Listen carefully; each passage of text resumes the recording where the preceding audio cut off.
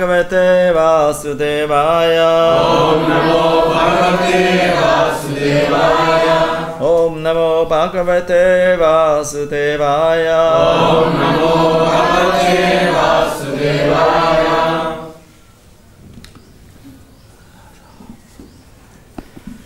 So we read from Bhagavad Gita, 10th chapter, text 35. Prihat Sama Tatha Samnam Gayatri Chandasam Aham Masanam Marga Shirsho Aham Ritunam Kusumakara Prihat Sama Tatha Samnam Prihat Sama Tatha Samnam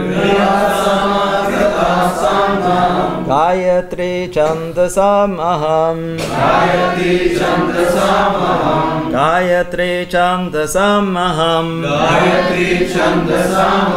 Masanam Margo Shirshoham Masanam Margo Shirshoham Ritunam Kusumakara Rituna Kusumakara Prihat Sama Tatha Samnam Gayatri Chandasam Aham Masanam Margo Shirshoham Ritunam Kusumakara Gayatri Chandasam Aham Gayatri Chandasam Aham Masanam Margo Shirshoham Masanam Margo Shirshoham Ritunam Kusumakara Ritunam Kusumakara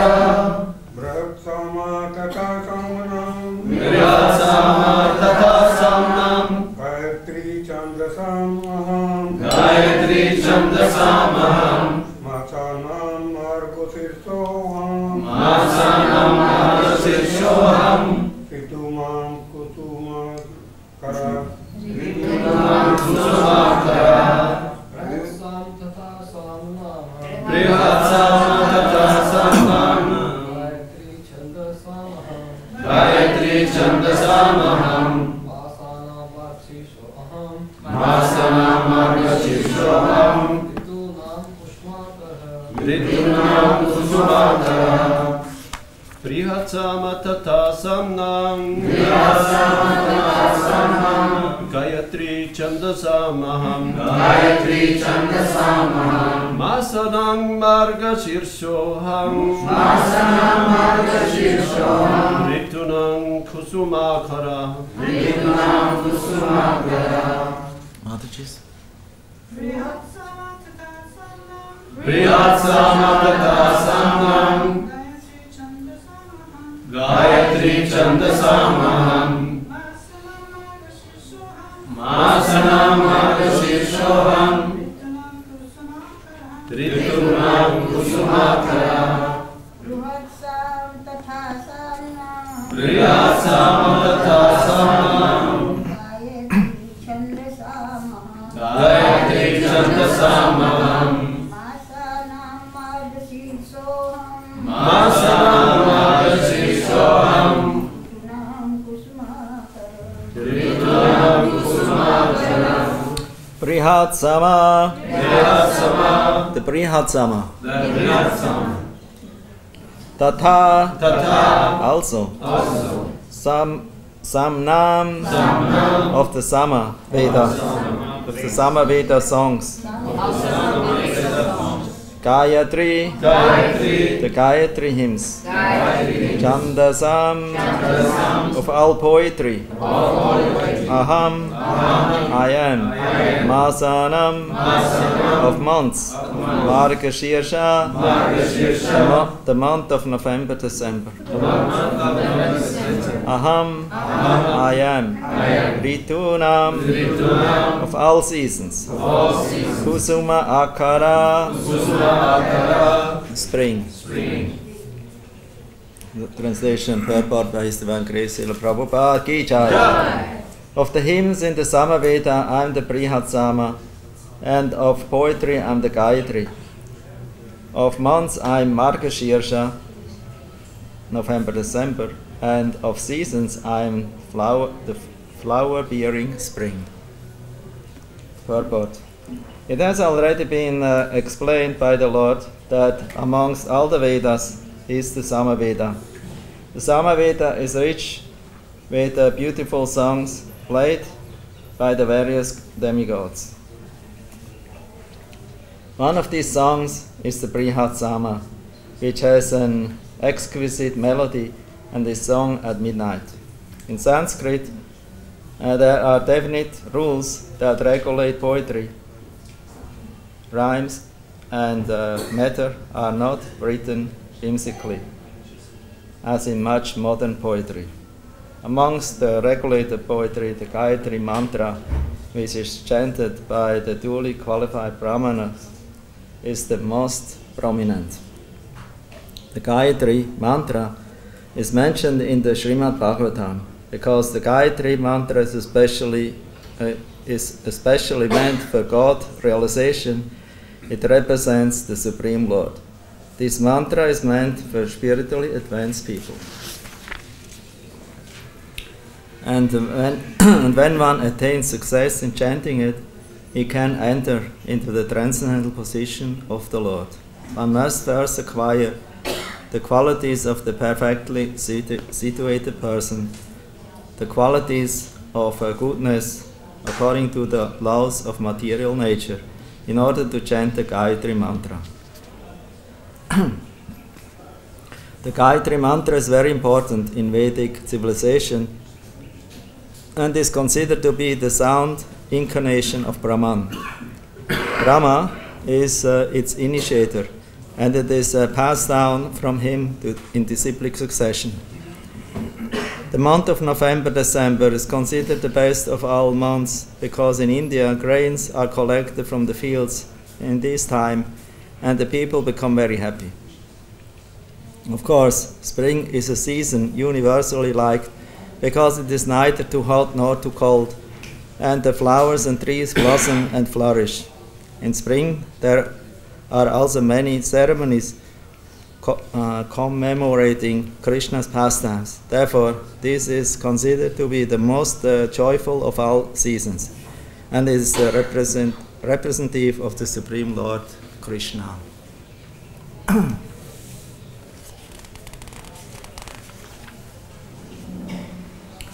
Priyat Samatata Samnam Gayatri Chandanam Aham Masanam Marga Shirshaham Ritunam Kusumakara. Of the hymns in the Samaveda, I am the Brihat Sama, and of poetry I am the Gayatri.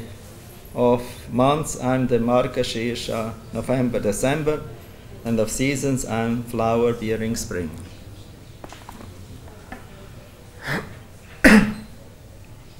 Om Agyati Maranya Sihak Nanchana Salakayam Chakshuran Miritamina Tasma Shri Gurave Namaha. Jai Sri Krishna Chaitanya Prabhu Nityananda Shri Advaita Gadadha Shivasadi Gaura Bhakta Vrinda. Hare Krishna Krishna Krishna Hare Hare Hare Rama Rama Rama Hare Hare. Hare Krishna. So here,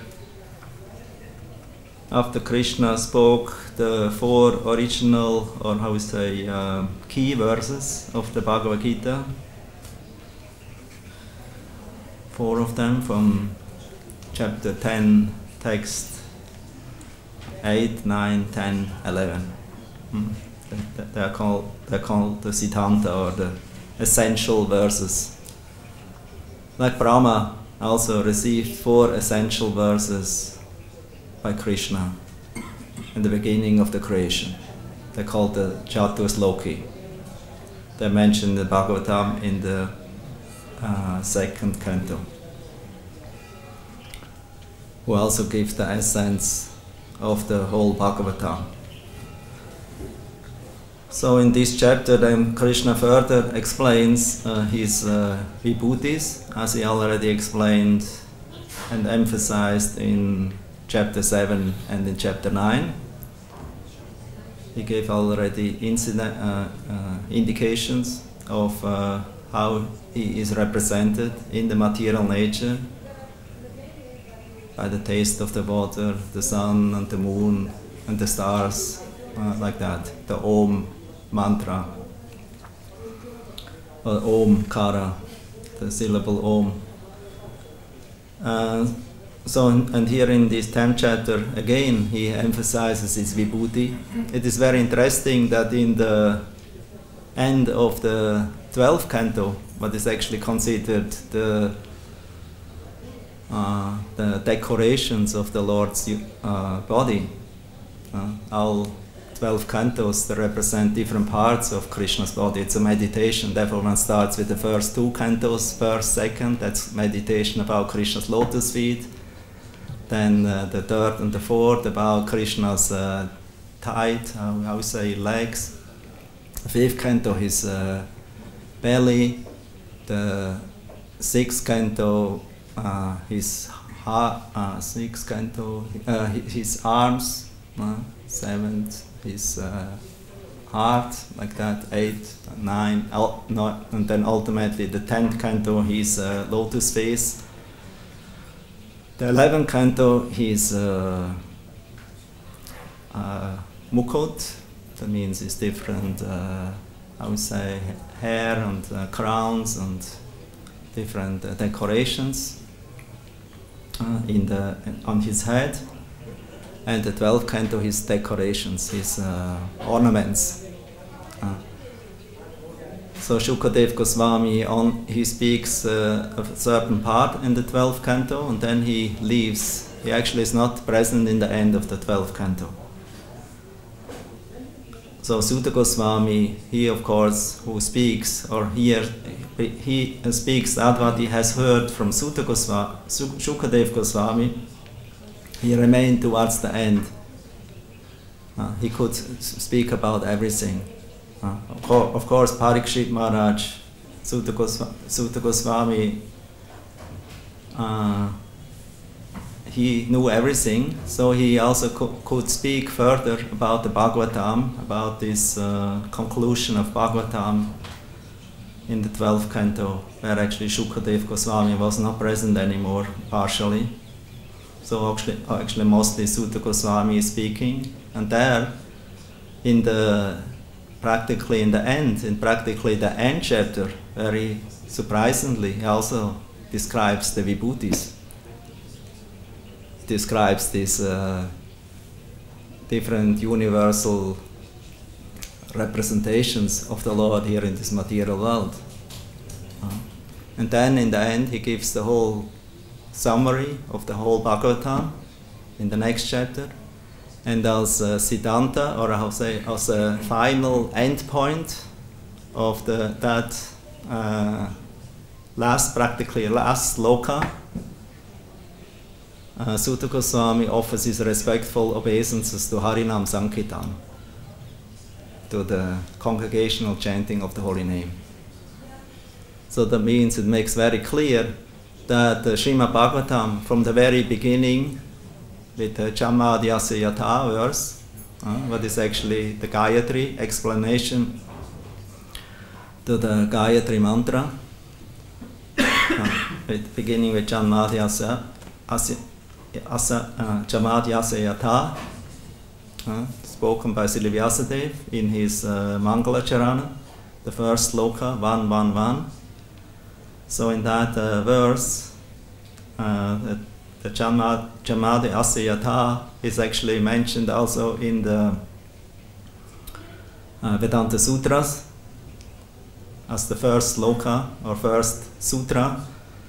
And but Srila Vyasadeva, he further explains the Chamadi Asayatha verse or sutra, who is only this Chamadi Asayatha. Everything emanates from him, but ultimately the whole description of this Chamadi Asayatha is only given in the Srimad Bhagavatam. It's only given in the Srimad Bhagavatam. So the whole verse is going as follow.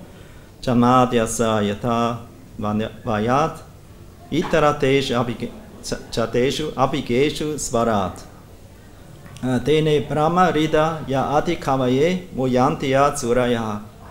Techo vari mridam yata vinimayo yatra tri sargo nrisha damna svena sada nirasto kuhakyam satyam param dhimahi. The satyam param dhimahi means it's an indication of Gayatri, the Gayatri mantra. It's a meditation mantra, means dhimahi, satyam param dhimahi, about this absolute truth, satyam param, the supreme absolute truth, about that personality, Om Namo Bhagavate Vasudevaya, about him I meditate. So Srila Vyasadeva, he says already from the very beginning of the Srimad Bhagavatam, he gives an explanation of this Vedanta Sutra verse. And also actually Sri Chaitanya Mahaprabhu, he therefore didn't, accepted at that time a purport to Vedanta from Gaudiya Vaishnava side, because he considered the Srimad Bhagavatam is the natural commentary. So he was satisfied with it, because it was given by Srila Vyasadeva himself, who was actually also compiler of Vedanta. Vedanta Krit Veda Videva Jaha. Srila Vyasadeva is Bhagavan Rishi, is an incarnation of the Supreme Lord, especially to reveal the Vedanta, to summarize the Vedas, to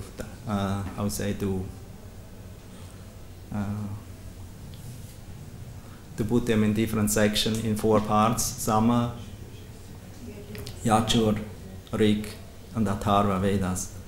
Then he also gave Itihasa, history, he gave Purana, he gave Mahabharata. Then finally he gave also the Srimad Bhagavatam as the natural commentary of Vedanta, but is considered the conclusion, the final conclusion or ultimate end or Siddhanta of the Vedas. So in that verse, Jamadya Sata, it is stated, O my Lord, Sri Krishna, son of Vasudeva, O all-pervading personality of Godhead, because Vasudeva also means all-pervading personality of Godhead, it's the super soul penetrating everything. I offer my respectful obeisances unto you. I meditate upon Lord Sri Krishna because he is the absolute truth and the primeval cause of all causes, of the creation, sustenance, and destruction of the manifested universes. He is directly and indirectly conscious of all manifestations, and he is independent because there is no other cause beyond him. It is he only who first imparted the Vedic knowledge into the heart of Brahmaji, the original living being. By him even the great sages and demigods are placed into illusion. No one is, as one is bewildered by the illusory representations of water seen in fire, or land seen on water, only because of him do the material universes temporarily manifested by the reactions of the 3 modes of nature appear factual, although they are unreal. I therefore meditate upon him, Satyam Param Dhimahi, Lord Sri Krishna, who is eternally existent in the transcendental abode, which is forever free from the illusory representations of the material world. I meditate upon him, for he is the absolute truth. So actually in this whole one verse, whole Bhagavatam is packed in. Concentrate. Which? One. Which verse? Jamadya Sata. Jamadya Sutta. Which canto? Om Namo Bhagavate Vasudevaya. Srimad Bhagavatam. One. How many times I have to repeat? First canto, first chapter, text 1. Okay. Clear now? Yes, thank you. From our scribe. So it's all, we say, concentrated, essential nectar. And then Srila Vyasadeva on this verse and also the next two of his auspicious invocation, he explains and reveals the whole Srimad Bhagavatam. And then in the end, he practically tells the same thing. Through Suta Goswami, who offers his respectful obeisances to the Harinam Sankirtan, to the holy name, Krishna, who is represented, especially in the age of Kali Yuga, in his holy name. Actually, not only in his holy name, because when one disciple asked Prabhupada how to understand the holy name, where is the holy name? Is it directly the holy name, or is it in the holy name? And then Prabhupada said, no, he is the holy name. He's not in the holy name. It's not that he's also something separated. The holy name and Krishna is identical. Now, Nama Chintamani Krishnas, Chaitanya Rasa Vigraha, Purna Shuddha, Nitya Mukta, Binatvam Nama Namino. So for the Vaishnavas, the Hare Krishna Mahamantra is the essence of all Vedas. The original followers of the Vedas, for them, the sound representation of the Vedas is Om, Omkara. Om, A-U-M. A represents Krishna, U represents Radharani, M, the living entities. That's how Jiva Goswami defines it. That's stated in the Adi Lila 7th chapter. Srila Prabhupada's purport. There he mentions the explanation of A-U-M. So A-U-M, Om, actually is accepted by all followers of the Vedas. The Mayavadis, they don't go so much into the Om, also they also use it, but they are going more into their aphorism or slogan. Credo is Tattvamasi. I'm the same. I'm the same. So therefore they have Tattvamasi or Aham. Aham Brahmasmi. I'm Brahman. And therefore they conclude, yes, I'm the Supreme. I'm the Supreme.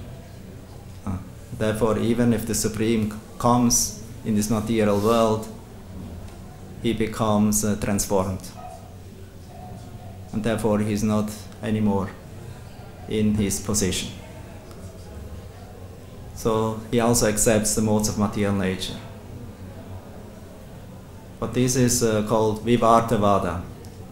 It's illusion. This explanation of Shankaracharya is illusory. Srila Vyasadeva's explanation of Parinamavada, that means the absolute truth is never transforming, is always the same. Even if he manifests himself, Aham Sarvasya Prabhava, in so many different forms, in the spiritual world and in the material world, and in so many different elements and in different entities, he still stays the same. Om Purnam Ada Purnamidam, Purnam Purnam Adachete, Purnasyam Purnam Adayam, Purnamaiva Shishyate. That's described in the Ishopanishad, in the invocation mantra. So the absolute truth always stays the absolute truth. He doesn't transform. What actually transforms is his energies. They can transform. The material energy transform. and accept, or manifest different kinds of manifestations. But the Lord never becomes transformed. He always stays aloof of it, but at the same time penetrates everything by his spiritual energy. Mayatatam idam sarvam jagatam yaktamurtina. So he penetrates everything. Same time he stays aloof. He's always in transcendental position, and even if he comes to this material world, he stays in transcendental position. And even if he manifests in everyone's heart, he's in his transcendental position. He's the Anumanta Upadrashta, Chaita Guru. So we have two kinds of Guru: the Chaita Guru in the heart, and the external representation of the Chaita Guru, the spiritual master, who is known as the Diksha Guru and Shiksha Gurus. So the Acharyas, or the spiritual masters, who are guiding you, who are initiating you in the process of connection with Krishna in Bhakti Yoga, giving mantra. They are the representations of the Super Soul. This is stated in the Chaitanya Charitamrita, Madhya Lila 8th chapter. Ramananda Roy is speaking also by Lord Chaitanya, mercy. Ramananda Roy could speak some wonderful words of absolute truth, and even above the absolute truth, how he actually acts, what are his relationships with the gopis, what are the different kinds of rasas, and what he likes, and what he enjoys, and what actually pleases him the most, and what in which way he actually becomes bound to his devotee by bhakti, who have complete prema, pure love, ecstatic love. They give their life fully to Krishna, selfless, even despite their suffering, in case they are not in relation with him. They always are dedicated and always are supremely Krishna conscious in yoga and ayoga. Yoga means union, ayoga means separation. So in both forms, the ecstatic devotees here of Krishna, they're in Vrindavan only. Cannot find them anywhere else in the universe. They are in Vrindavan. Only the Vrindavan devotees, that means those who are on this platform of ecstatic love in relation to Krishna, they know who Krishna is and they know how to please him. And Krishna only lives for them, and he knows how to please them. Therefore, Vrindavan is considered the highest place in the universe, because Krishna is always here, and his prema bhaktas, his unalloyed devotees, they're always here. They're never anywhere else. Even if they go somewhere else, like Srila Prabhupada, leaving Vrindavan, going to America, going to London, going to South Africa, going to Australia, doesn't matter. He takes the Vrindavan with him. He takes Krishna with him. He takes his guru with him. He takes guru's instruction with him. He takes Krishna with him. So he becomes a walking pilgrimage place. Tirti kurvanti tirtani svantaksenat kadabrita bhavat vidi bhagavata tirta bhutva svayam vibho. So the Mahabhagavatas, they carry Krishna always with them. Wherever they go, they take Vrindavan with them. And that place becomes Vrindavan.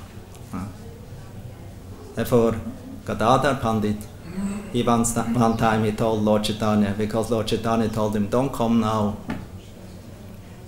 to Vrindavan. You should go back to Puri. Go back to Puri. But Gadadhar wanted to keep his association. He felt great separation. He didn't want to let Lord Chaitanya go. didn't want to let him go. So Gadadhar Pandit told, wherever you are, my dear Lord, that's Vrindavan. So wherever there is Lord Chaitanya, wherever there is a devotee who is in this Vrindavan, ecstatic mood of devotional service, of bhakti, in the mood of Vrindavan, that is Vrindavan. So the spiritual master, Krishna mercifully reveals himself in form of the external spiritual master, or who acts as acharya, who is guiding us, who gives us instructions and initiation, the diksha, mantra, in the Pancharatrika process, and also in the Sankirtan mission. So he gives us both, what Prabhupada did.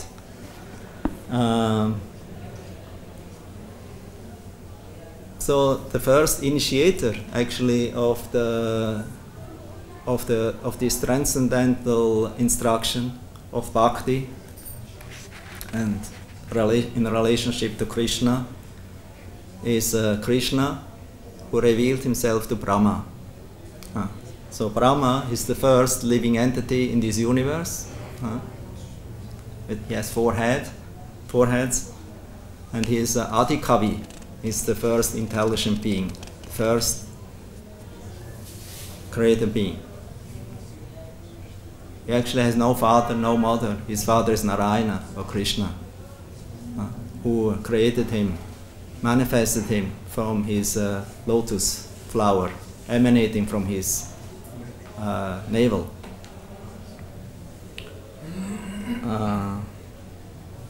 So Ramananda Roy, putting himself in the position of Brahma, he tells to Lord Chaitanya, you have manifested all these transcendental truths in my heart.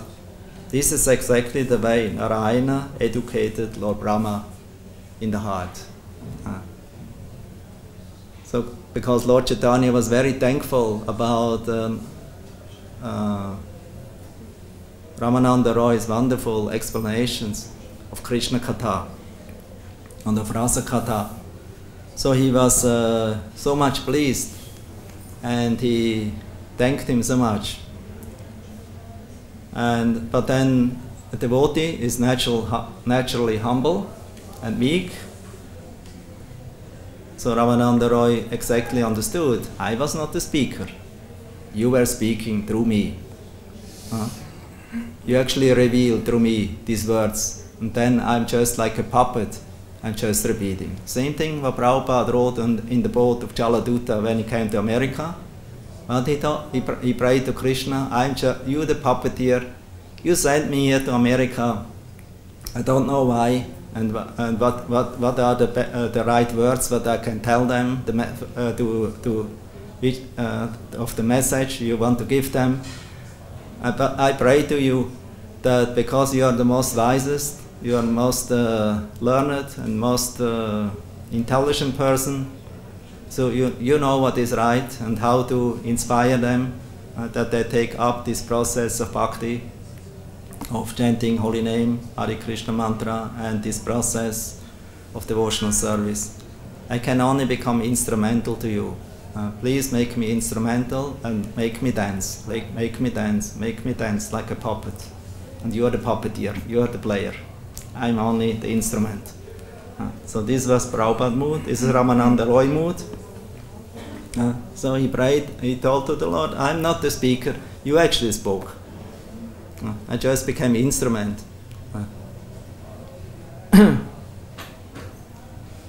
So the heart of Brahma was enlightened by the Supreme Personality of Godhead.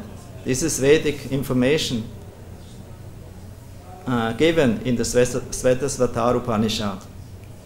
Translation. Because I desire liberation, let me surrender unto the Supreme Personality of Godhead, who first enlightened Lord Brahma in Vedic knowledge through Lord Brahma's heart.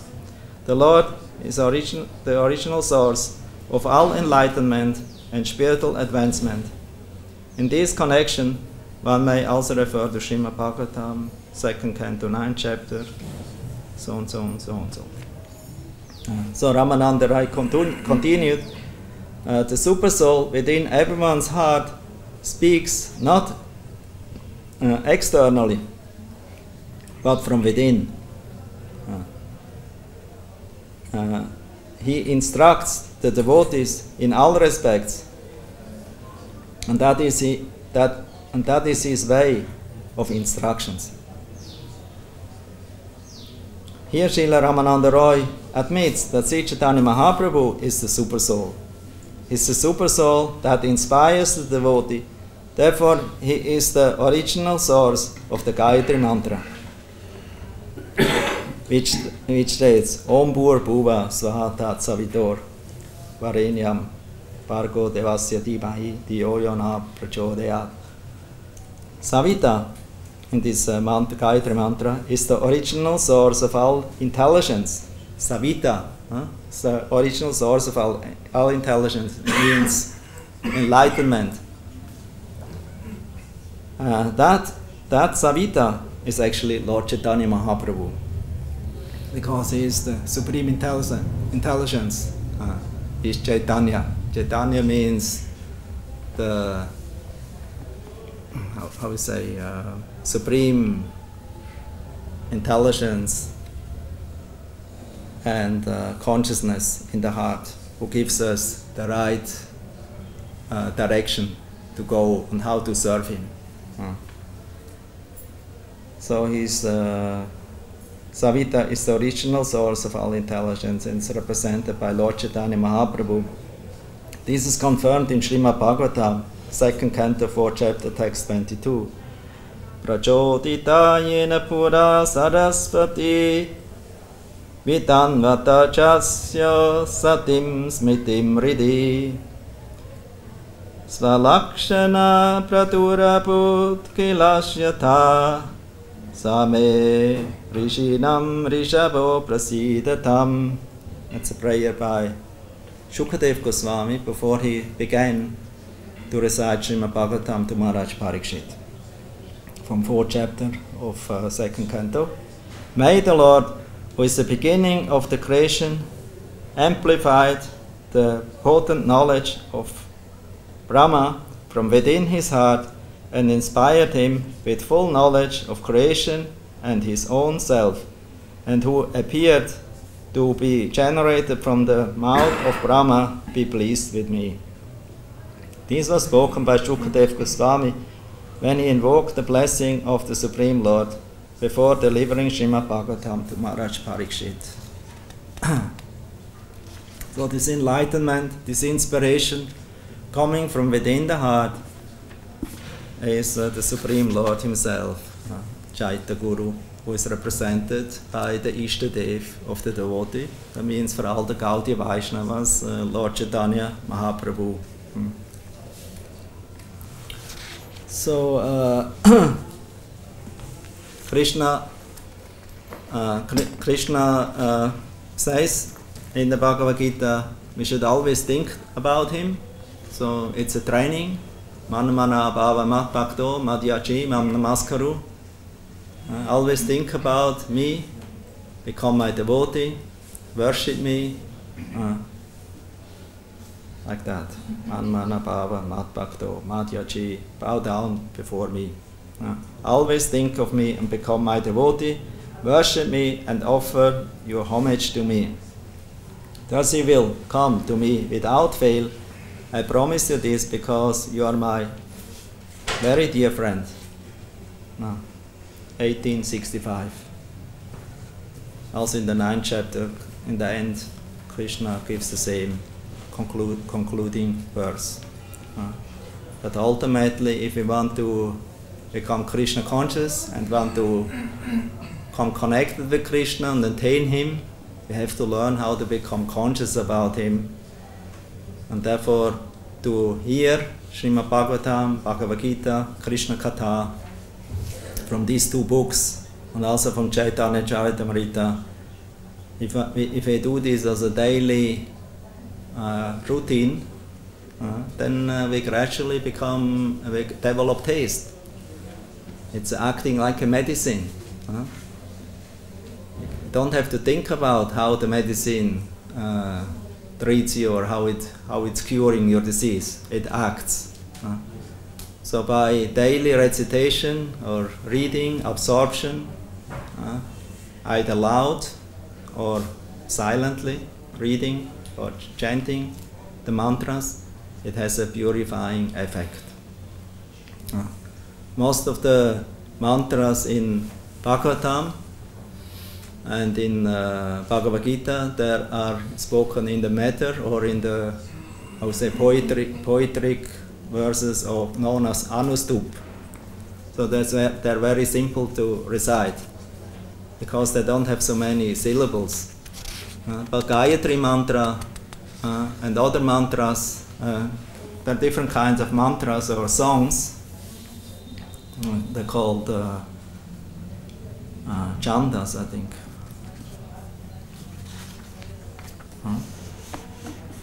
What is it described here?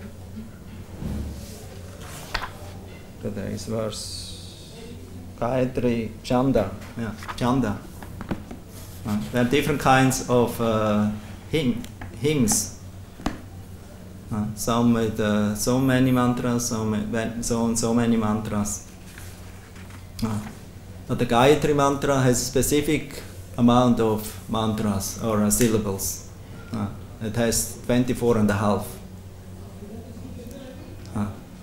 All the Gayatri mantras, they have 24 and a half syllables. And they represent Gayatri. Gaya means song, Tra means delivering. It's like Hare Krishna mantra, Maha Mantra.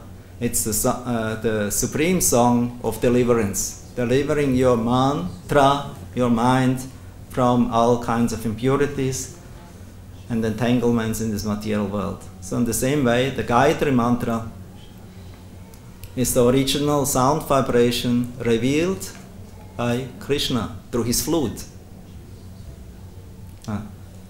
Through his flute, he revealed his mantra to Brahma in the heart. Tene rida adi kave muyantiya tsuraya.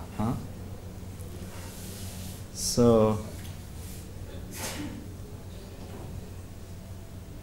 in the Brahma Samhita, they stated, then Gayatri, the mother of the Vedas, having been manifested by the divine sound of Sri Krishna's flute, entered the lotus mouth of Brahma, the self-born, through his 8 ear holes. Thus the lotus-born Brahma received the Gayatri mantra, which had sprung from the song of Sri Krishna's flute. In this way he attained twice-born status, having been initiated by the supreme primeval perceptor, Godhead himself. Enlightened by the recollection of that Gayatri, which embodies the 3 Vedas, Brahma, because acquainted with the expanse of the ocean of truth, then he worships Sri Krishna, the essence of all the Vedas, with a hymn, the Brahma Samhita. The vibration of Krishna's flute is the origin of the Vedic hymns. Lord Brahma, who is created on a lotus flower, heard the sound vibration of Krishna's flute and was thereby initiated by the Gayatri mantra. So the first Brahmana, the head or intelligent being in this universe who was qualified to receive the Gayatri mantra, was Brahma himself. And through his mouths, 4 mouths, he revealed the different hymns of the Vedas and also the Gayatri, and initiated the whole universe with this Vedic knowledge. And that by the Parampara system, these mantras became revealed in the Vedas through the different professors and Vedic rishis and sages who gave these mantras to their qualified disciples. The mantra should not just be freely distributed to everyone, Hare Krishna Mahamantra can be freely distributed because it is authorized by Lord Chaitanya. It's not a secret mantra. But the Gayatri mantra is a secret mantra, therefore it should not be openly chanted. It's not a kirtan mantra. It's a Dhimahi mantra. It's a meditation mantra. And because many people have not the peace of mind and the purity in the heart and the qualification to receive the mantra, Gayatri, with a peaceful mind, to absorb Dhimahi, then they should not be initiated. Of course, spiritual master sometimes very merciful, so he gave Gayatri mantra also to unqualified disciples. Like Srila Prabhupada, he gave many mantras, Gayatri mantra, to devotees who are not maybe on the Brahminical platform. Most probably not, I say. But still, he because that was the way how his Guru Maharaj introduced the Daiva Varnashram, the transcendental Varnashram. And the Varnashram introduced by Bhaktisiddhanta Saraswati, the divine Varnashram, the transcendental Varnashram, it is, how we say, it is based on Brahmanism. It is based on transcendental knowledge. And the essence and Siddhanta, or source of this transcendental knowledge, is Krishna. And therefore, ultimately, in the Daiva Varnashram, everyone, all the members, they should chant Hare Krishna. There's no way that I'm a Shudra, I'm a meat eater, I'm a wine drinker, alcoholic, smoker, therefore I cannot chant. No. Everyone should chant. Gayatri, not everyone can receive maybe in the beginning. Therefore, Guru, and that's also our process, first give Hare Krishna Mahamantra and Krishna Prasadam. And maybe also some book what one can read. And then by the process of hearing holy name, and one likes it, sing and to dance, have nice time, and the nice melodies, one feels very much enlightened, very much inspired. And then the wonderful prasadam, who also is very much attractive and makes everyone attached to become a devotee ultimately. And to this purifying process of chanting Hare Krishna Mahamantra and prasadam, the secret weapon, Prabhupada called it, the whole society can become purified. And if you don't chant Hare Krishna, if you don't learn how to offer the food to Krishna, then Varnashram has no meaning. It is hellish.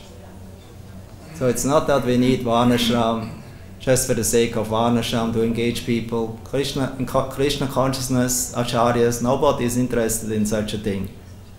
They're only interested in Varnashram to guide the people to Krishna consciousness. And I read 2 days ago a nice purport of Srila Bhaktivinoda Thakur about that, where he says, he actually speaks about yada yada hidharmasya glani bhavati bharata abhyutanam dharmasya tatatmanam sichamiham. Wherever there is a decline of religious principles and irreligion is taking over, I descend. And then Bhaktivinoda Thakur says, one should not think that the Lord only descends in India, in Bharatvarsha. He can also descend in any other place, even in the Mleccha countries where they don't follow the Vedic process. The Lord descends, but not directly. He sends his devotee, Shakti Avesh Avatar. He sends to these countries to take birth in their places, to purify them and to inspire those people who actually became misguided by false doctrines and teachers at that time, to teach them the proper path according to time, place, and circumstances, to bring them at least to a minimum standard of religious principle. But then Bhaktivinoda Thakur points out, but the Supreme Personality of Godhead, with his Svamsa and Amsas, that means with his direct expansions and expansions of expansions, as Vishnu Tattva, only appears in Bharatvarsha, in India, and nowhere else in the world. Why? Because the Lord is attracted if the people follow Varnashram Dharma. And if the people follow Varnashram Dharma principles, and this is predominant in the Vedic system here in India, in Bharatvarsha, therefore the Lord, he likes to come there. Why? Because there are the Brahmanas, there are the Vaishnavas, there are his devotees, the Kshatriyas, the Vaishyas. They are all devoted to the Lord, because they are all initiated in Gayatri. They are all initiated in Gayatri, they are twice born. And therefore for them very easily they can accept the Lord and surrender unto him, if they get the information. Unfortunately in Kali Yuga, Brahmanas are not so much qualified, they are not interested in Krishna directly. Therefore they like to worship some demigod like Indra, or Surya, or Ganesh, or Shiva, or Durga, like that, because they easily give them material results. They give material results. But to worship Vishnu is actually the ultimate benefit, because all the other demigods, they cannot ultimately benefit you, because they cannot deliver you. They cannot grant you mukti, what to speak of become a resident in Vaikuntha or Goloka. It's not possible. They cannot elevate you to that platform. Only Vishnu can do that. Therefore, the worship of Lord Vishnu, or Krishna, who is the source of Vishnu, is the supreme Aradhanam. Supreme worship. Aradhanam Sarvesham, Vishnu Aradhanam Param. So the worship of Vishnu, Shiva declares to Parvati, is Vishnu Aradhanam, the worship of Lord Vishnu. And if you don't worship Vishnu, then if you are a Brahmana, if you are a Kshatriya, Vaishya, so-called Weisborn, Brahman initiated, chanting Gayatri, 3 Sandhyam in the 3 very punctuously, in the 3 sections of the day, in the morning and noon and the evening when the sun sets. But if you are not Vishnu Bhakta or Krishna Bhakta, then you actually not Brahmana, consider Brahmana, Kshatriya, Vaishya. Then you are lower than a Shudra. That's Shastric evidence. The Shastras say, even a dog eater, if he chants Hare Krishna Mahamantra, he becomes better than a Brahmana who doesn't chant Hare Krishna. Even though he chants maybe Gayatri. But if the Gayatri can be misinterpreted, depends in which school you learn it, or from which guru you receive it. The many who chant Gayatri, they meditate about Sun God. But the Sun God is not the ultimate purpose or meditation of Gayatri, because the Sun God is just a manifestation, it's the effulgence of the Brahmajyoti. And the Brahmajyoti is the effulgence of Lord Vishnu or Krishna. Therefore, the ultimate light, what we should meditate, from whom we should meditate about that person, who is a Gauranga, Chaitanya Mahaprabhu, who is full of light. He was very golden, very effulgent. So also Krishna is the Gaura Krishna, the golden Krishna. And Krishna himself, Krishna Varnam Tvisa Krishnam Sangopanga Saparshadam Yagyai Sankitam Prayaya Shantihi Sumedasa. So it's described in 11th canto of Bhagavatam that the Lord in the age of Kali Yuga appears as Jana avatar. He's Krishna, but not blackish this time. He's golden. He's Chaitanya Mahaprabhu. Lord Jagannath in Jagannath Puri is Nila Chandra. He's the blackish moon. Lord Chaitanya is Gaura Chandra, the golden moon. Both are very effulgent. Both are Krishna. The same Krishna. One is more merciful. The other one is more restricted to his own associates who are already surrendered to him. And Krishna ultimately demanded, give up religious principles, your dharma, your occupations, because it has no meaning without surrendering unto me. As long as one doesn't surrender to Krishna, everything is a waste of time. Shrama eve kevalam. So we should not miss our human form of life because it's very short in other things than actually to focus on Krishna. And then everything what we do is a success. Then everything is a success. Vasudev Parakati, Vasudev Paramaka, Vasudev Param Yoga, Vasudev Param Dharma.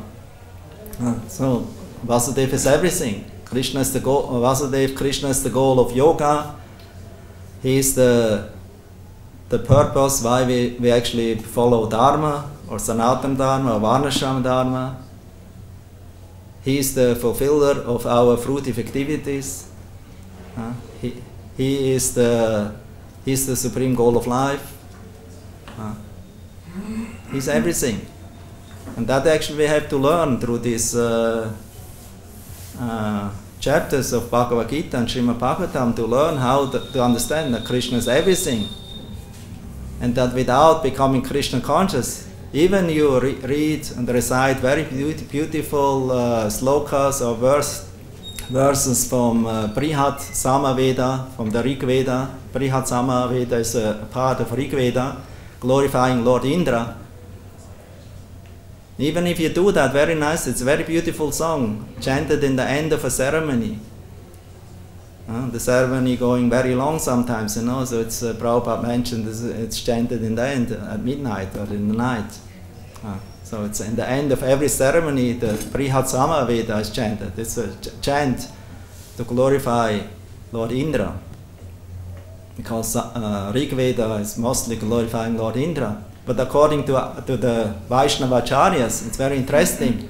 The Indra, what actually is glorified, is like Surya in the Gayatri. It's not the Surya, the material sun god, and it's not the material Indra Dev, who is known as Purandar. It is actually the Lord who appears in specific ages, manvantars, as an incarnation in this material world, and takes in an emergency the post of Indra. And that Lord, Vishnu, is actually glorified as Indra, not Indra as the demigod. So in the same way, it is not the Surya that is meditated upon by the Gayatri mantra, but it is actually Lord Chaitanya or Krishna, Radha Krishna, Gornitai. We meditate about that if we are chanting or meditating about the Gayatri mantra. And then we have a direct link to the Supreme Transcendence. If you only focus on, if the mantra is only focusing of glorifying Indra and glorifying Surya and other demigods, we're actually wasting our time. And that's not the purpose why Vyasadeva wrote these Vedic literatures. Therefore, Narada, in one point, he actually chastised his disciple Vyasadeva, that you didn't directly glorify the Lord, you only indirectly hinted about this absolute truth, Krishna, in the Vedas and in the Mahabharata and Upanishads and even in the Vedanta Sutra. Very difficult to understand for the normal people. Therefore, for ordinary people, please give them clear understanding about who Krishna is and how we can attain him. And that is the Bhagavatam. Therefore, after studying Srimad Bhagavad Gita, we should go to Bhagavatam. Prabhupada gave great emphasis on Bhagavatam reading studying, he told we should not only distribute them or keep them in our library because it looks very beautiful. We should read them in a daily way, daily form, reading, reciting Bhagavatam. And this is very inspiring, you know. And if you do this in a daily routine, you get taste, you get rasa. You become very happy, you become connected, you feel connection with Krishna.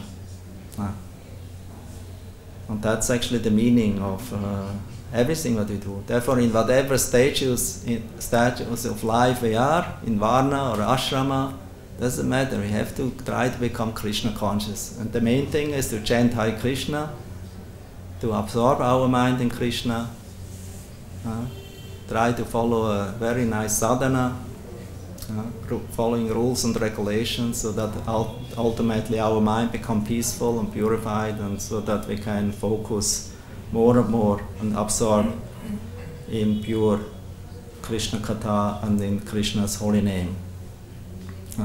So then Krishna will reveal himself, and then in this way we can all the time be connected with Krishna in Vrindavan, or wherever you go, you will be Krishna conscious.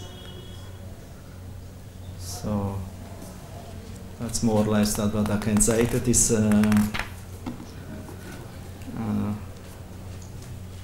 sloka here, a verse.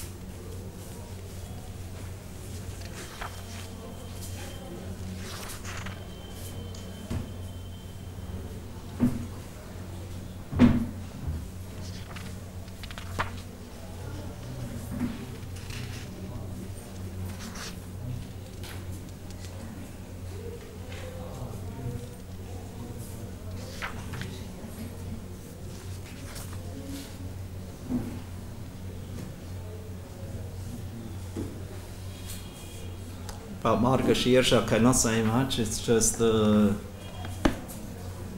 season. It's the beginning of the year in the Hindu calendar or Vedic calendar. It's the beginning of the year, so it's the season of harvest. Therefore, it's also representing Krishna. So it's mostly in November, December. It's not very in that season. It's not too cold.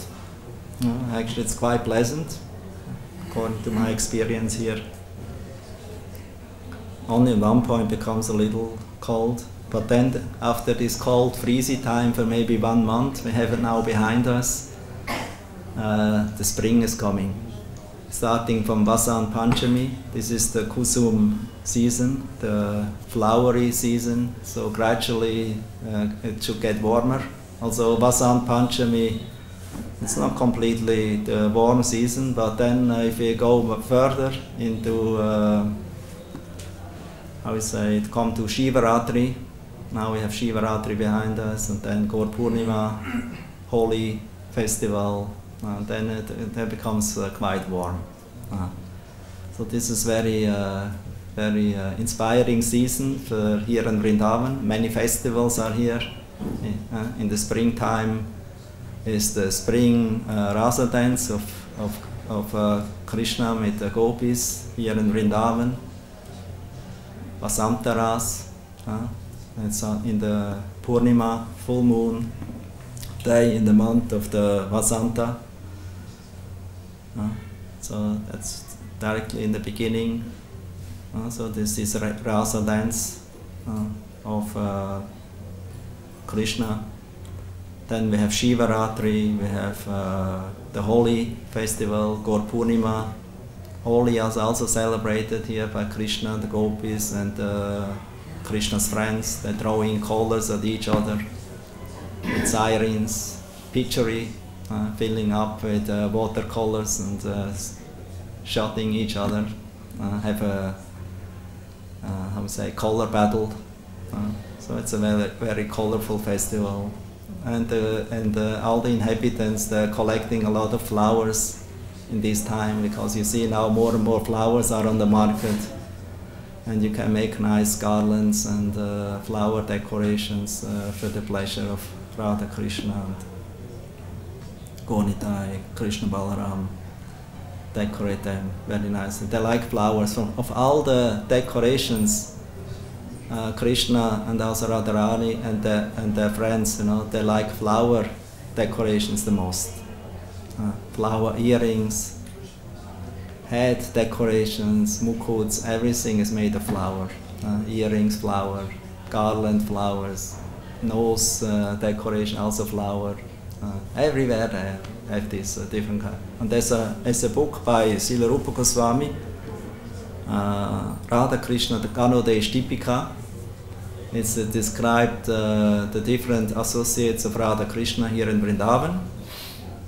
And there Rupa Goswami describes by quoting from different kinds of shastras, especially in the second part. There's a Brihat, Radha Krishna, Ganodesh-tipika, and the Lagu, the second part. And in the Lagu part, in the lighter part or smaller part, there's all the descriptions, how the gopis perform different kinds of, making different kinds of ornaments and decorations of different flowers, which colors they have and how they should look. So it's all described there. So in the springtime, this possibility is there. One can use so many flowers now and offer it to Krishna, to Radharani.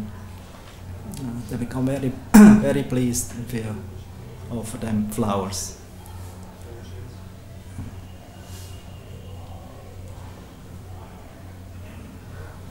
Good, yeah, now I almost everything what I want to say or could say. Thank you for listening. Hare Krishna. Maybe any question or comment?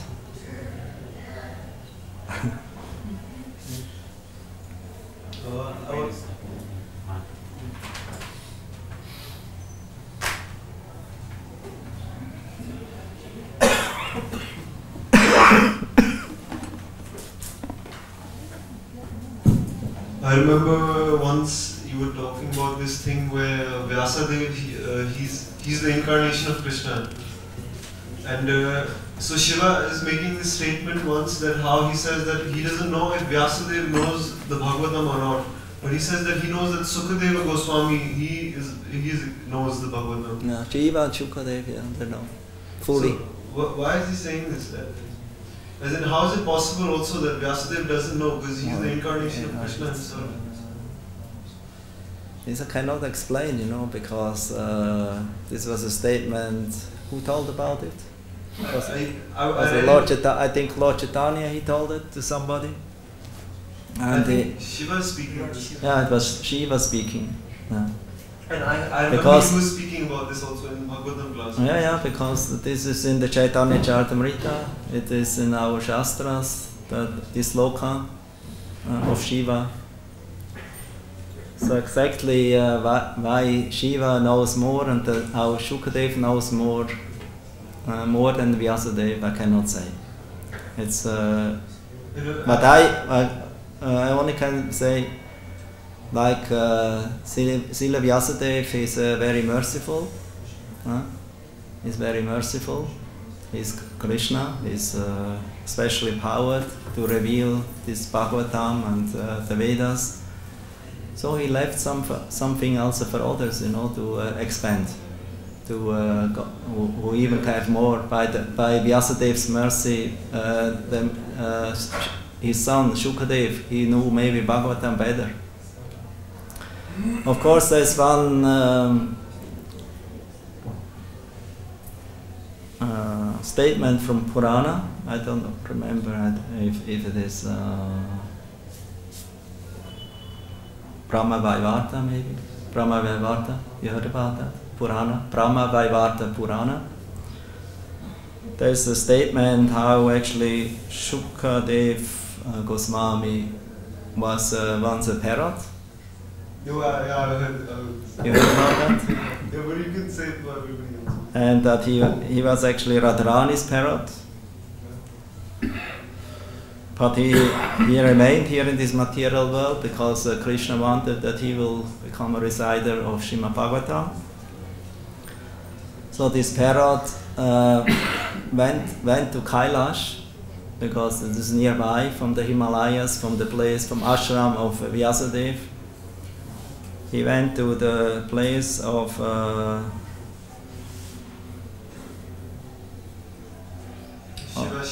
Shiva's place, residence. And Shiva wanted to recite Srimad Bhagavatam to his wife Parvati.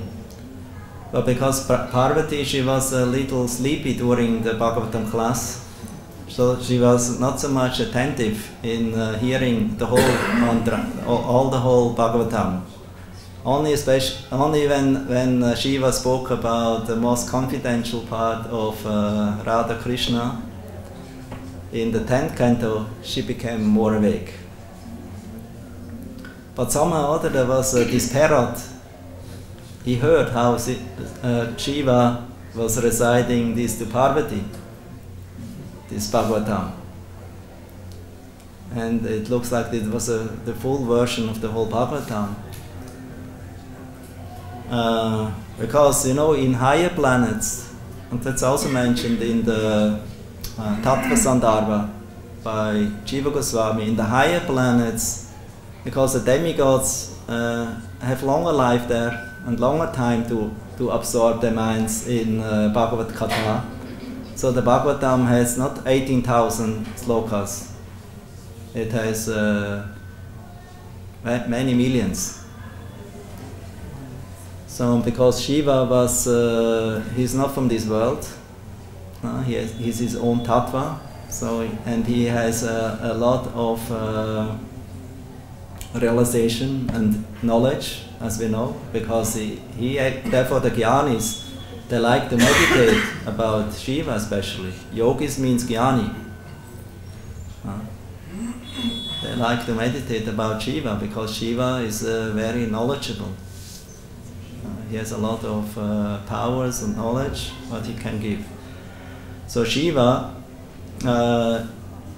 when he recited this Bhagavatam, somebody was always there, this parrot. He was, oh, very nice, continue, oh, so nice. But then, and Shiva was with closed eyes, he thought, this is his wife who is following. But then when Parvati only woke up in the 10th canto section, then he realized something, because suddenly she started to speak. Oh, so beautiful, and he recognized his voice, and then or her voice, and he understood. Oh, there must be somebody else there, secretly hearing my recitation of Bhagavatam. Was actually only for my wife Parvati. I wanted to only reveal it to her, because she is Shakti, she is the representation of Radharani in the material world. It's Shakti Tattva. And so he became very angry, Shiva. And he was looking who is this observer here, listener, secretly, without invitation. So he saw this parrot. And with his trident, he tried to chase him, and then this parrot flew away in high speed. High speed.